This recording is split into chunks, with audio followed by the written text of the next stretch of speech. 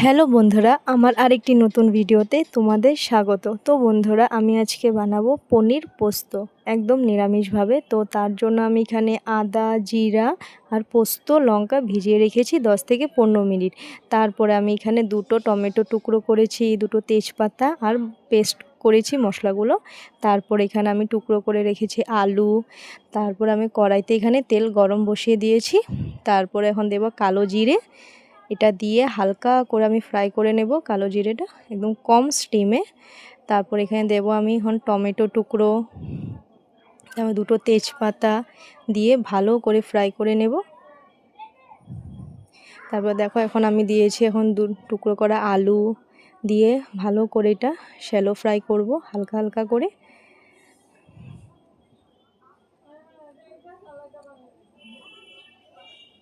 তারপর ঢাকা দিয়ে রাখবো আমি অল্পক্ষণ।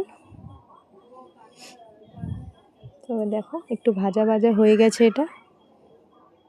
তারপরে এখন এক এক করে আমি লবণ, তারপরে হলুদের গুঁড়ো দিব, দিয়ে ভাজা ভাজা করব। দেখো আমি কাসুরি মেথিও দিয়েছি, তোমাদের ইচ্ছা মতো দিতেও পারো, নাও দিতে পারো, টেস্ট হবে দিলে।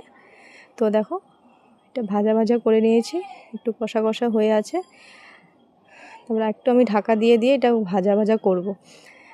তারপর দেখো পেস্ট করা মশলাটা দিয়ে দিয়েছি, একটু জল গলিয়ে দেব ওই বাটিরটাকে। দেখো এখন লঙ্কা গুঁড়ো দিয়ে দিয়েছি আমি অল্প। তারপর দিয়ে একদম ভাজা ভাজা করব। এটা একদম সিম্পলের টেস্টি হয় রেসিপিটা এটা।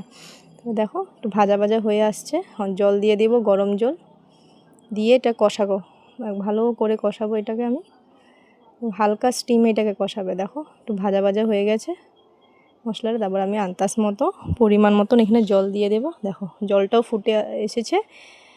তারপর আমি কিউব করা পনিরগুলোকে দিয়ে দেব।